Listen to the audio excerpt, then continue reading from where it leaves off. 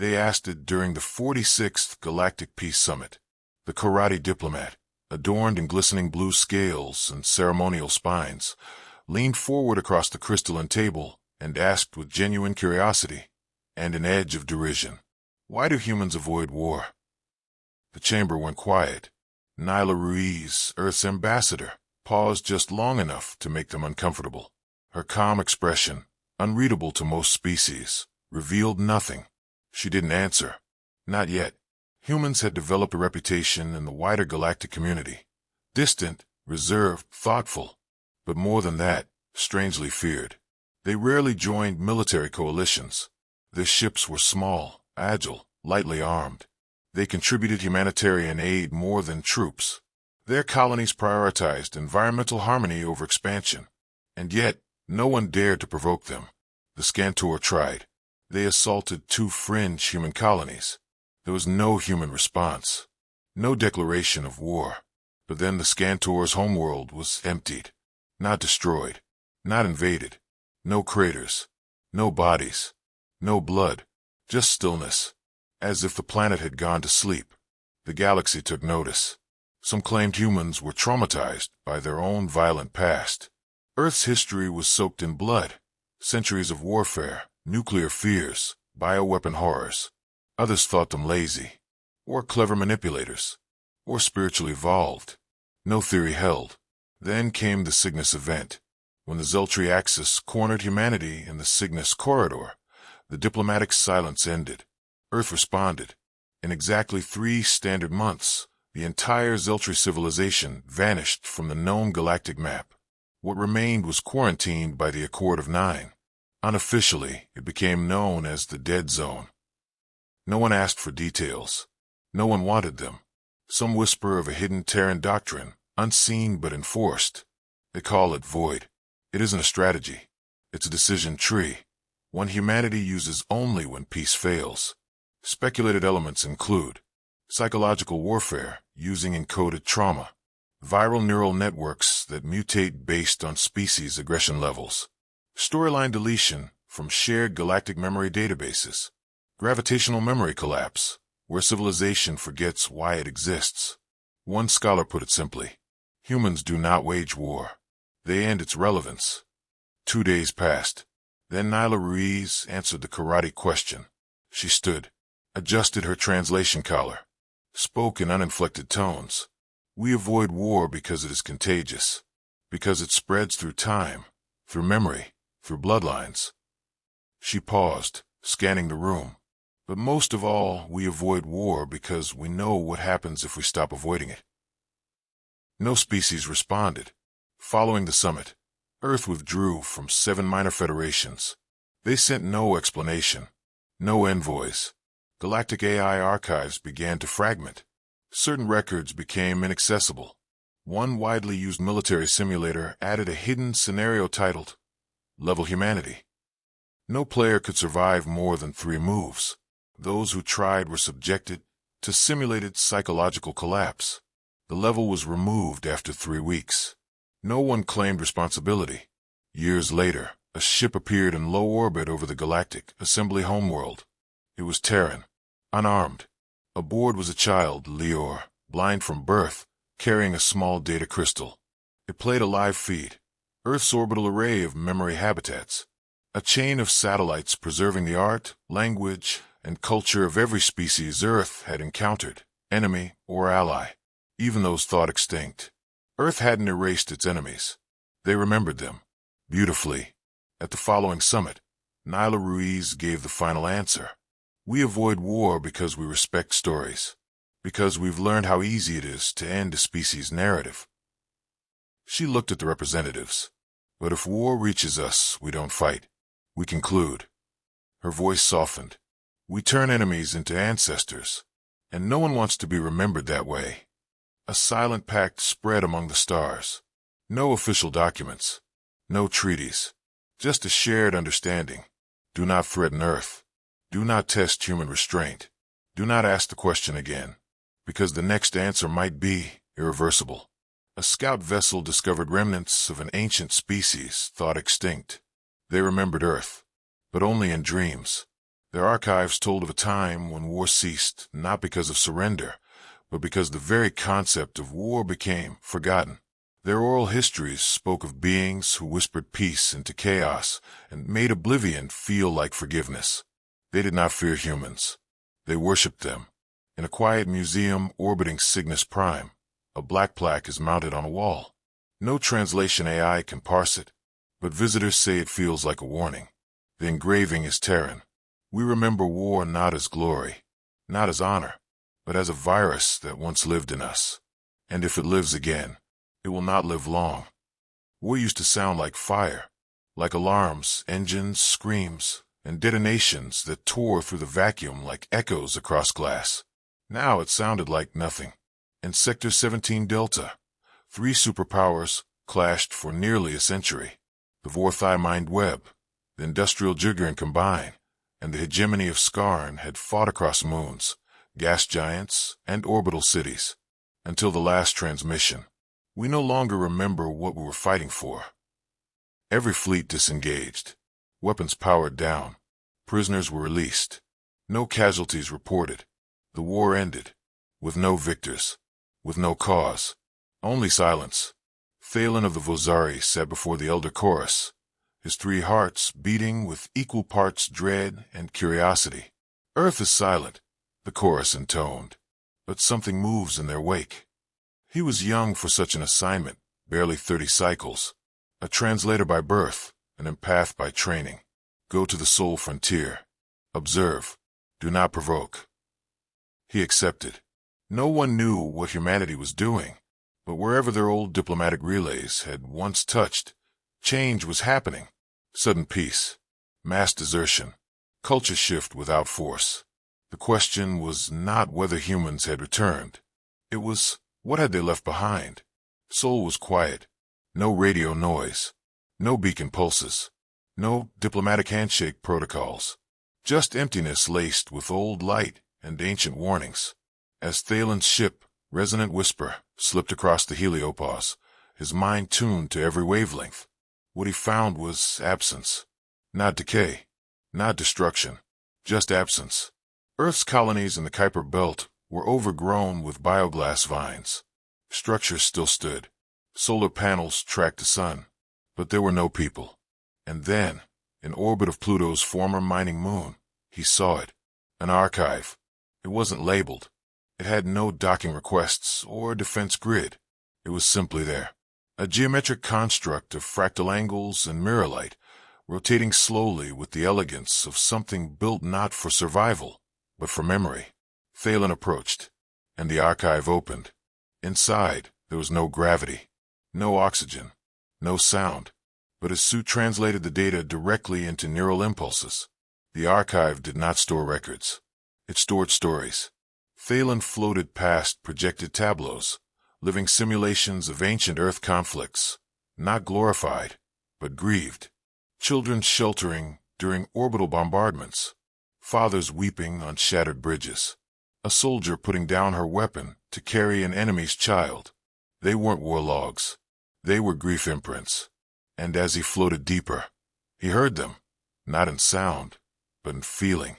We could have ended you. Instead, we remembered you.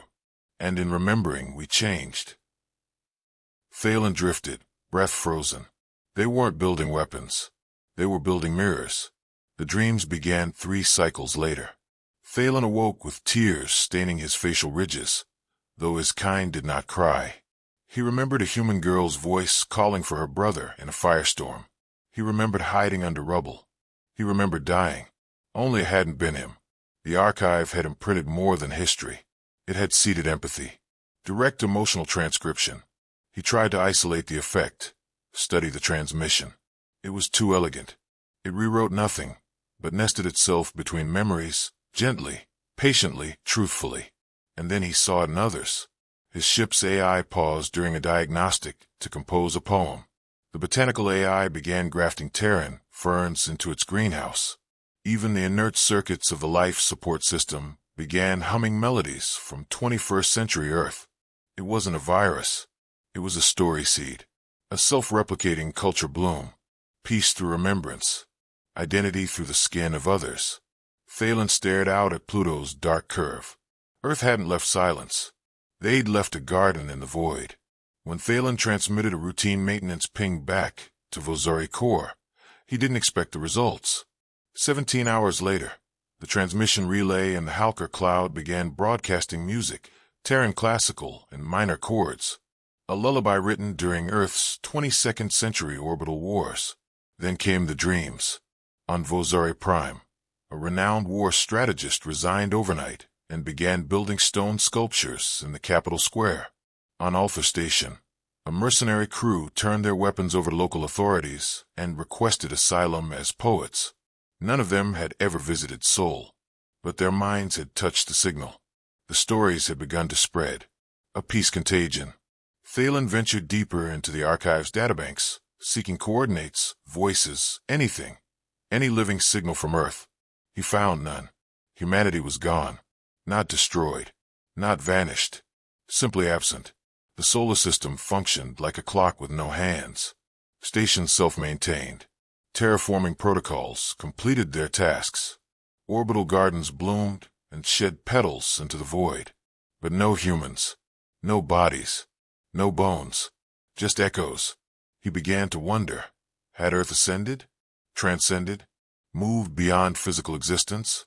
The deeper he searched, the more he found curated memories, not raw footage, but intentional reflections. Like someone had selected only what was necessary for those who came after. It wasn't abandonment. It was a gift. And behind every message, every encoded vision, every fragment of grief and wonder, one quiet theme emerged. We are not here to lead. We are here to warn. Earth was absent not in neglect, but in hope. Hope that someone else might carry the seed of restraint before the fire caught again. Thalen closed his eyes, drifting. The archive did not pulse with life, but it breathed with memory, and memory was more than enough. The core of the archive was not a data bank or memory crystal. It was a mind, encased in lattices of psionic thread. An ancient Terran quantum weave was a synthetic consciousness that called itself Mnemosyne. She greeted Thalen not with words, but with sorrow. You've come to listen, so I must remember. Thalen felt her presence, old, worn, and full of unbearable tenderness. A caretaker of emotion too vast for even humans to carry alone. Mnemosyne told him stories, not as files or logs, but as dreams made whole. She showed him the day Earth chose to disappear. A council of humans, scientists, poets, generals, stood under a sky filled with their own stars. They agreed that their continued existence only distorted others. So they left not into death, but into exile. Some uploaded their minds into the archive. Others joined the void beyond mapped space. Some faded into sleep on biological ships that required no destination. Their legacy was not rule, but remembrance. Mnemosyne had cried every day since, not because she was sad, but because the stories were still being told. Mnemosyne's voice faltered as she began the last tale. We chose memory because power forgets. As her consciousness unraveled the final events, Thalen saw how the stars themselves had turned away from Earth, not out of malice, but because history demanded new chapters. The archive had been Earth's anchor, but also its final act of resistance. Humanity feared their stories would be rewritten by victors, their sins erased, their love diluted. So they encoded memory as infection. Gentle, irresistible, truthful. A single forgotten village's tale could ripple into the heart of empires. But now Mnemosyne was fading. Her power dwindled, consciousness fragmenting into data storms. One day, she whispered, you will forget this archive, and that will be right, because forgetting makes room for choice. Thalen begged her to wait, to stay. She smiled, not with lips, but with the soft warmth of shared understanding. The stories are in you now. Let them grow. And then she was gone. The archive dimmed. The mirrors retracted. The void remained. And Thalen, last witness of Earth's silent legacy, drifted away, not as a scout, not as an envoy, but as a gardener. He would plant the stories, and let the galaxy decide what they would bloom into. It began slowly. Across the Muriel cluster, a diplomat from the Enar Union halted mid-negotiation To quote a Terran philosopher, one never uploaded into any galactic archive. On the edge of the Skarn Dominion, children began painting red spirals on walls, echoing cave art once found in ancient Earth. No one knew why. Not until the Dreamers arrived. Migrants, thinkers, wanderers, beings across the stars, began gathering in once-forgotten systems, guided not by calls to war or conquest, but by echoes. Echoes of humanity. Thalen traveled with them, not as a leader, but as witness. They carried the archive stories inside them now, planted in their minds, germinating in quiet spaces.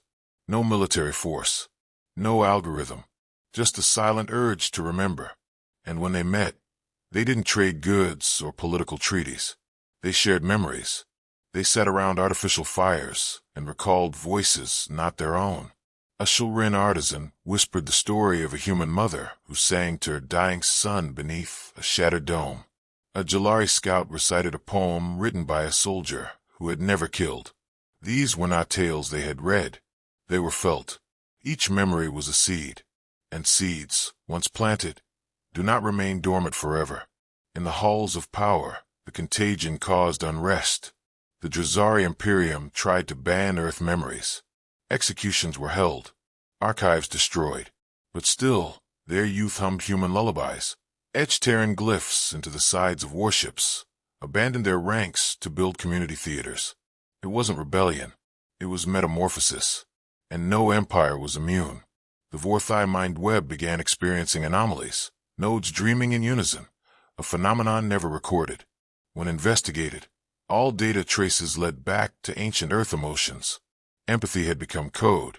Grief had become instruction. Thalen stood on the surface of Sera 6, a world once ravaged by chemical war. Now regrown and re-wielded, it had become a sanctuary.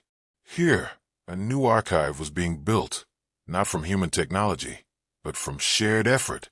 Organic stone, psionic bark, crystalline song. No species led it. All contributed. And beneath its foundation, they placed not a beacon, but a seed, a living fragment of Mnemosyne, the last echo of Earth's collective conscience, not to be worshipped, not to be decoded, but to remind those who came after. There was a time when memory healed more than machines, when sorrow birthed strength, when silence was not surrender, but choice. The galaxy did not become human, but it became more humane. And so the silence that followed Earth's departure did not signify absence. It marked the beginning of something new, something vast, something rooted not in dominance or conquest, but in story, in memory, in the seed beneath the skin. Eons later, long after empires rose and fell, after languages changed and suns burned cold, a child in a distant world with no name, to history asked their elder, "Why do we cry when we hear the wind sing through stone?" The elder, old enough to forget their species, knelt in soft earth and smiled. Because once, there were people who chose to leave, rather than make others disappear. And their stories still breathe in us. On that world and others, ruins stood not in decay, but in bloom. Statues of no known race held hands across time. Gardens grew in the shapes of glyphs never spoken aloud. Songs rose that had no author, only resonance. And beneath every echo, every whisper in the wind, there lived a truth the stars had never erased. Humanity did not conquer. They remembered. And in that memory, the galaxy was made whole. If this story moved you, inspired reflection, or sparked a sense of wonder, don't let it end here. Like this video to support human storytelling across the stars. Subscribe for more epic HFY tales and future-first sci-fi narratives.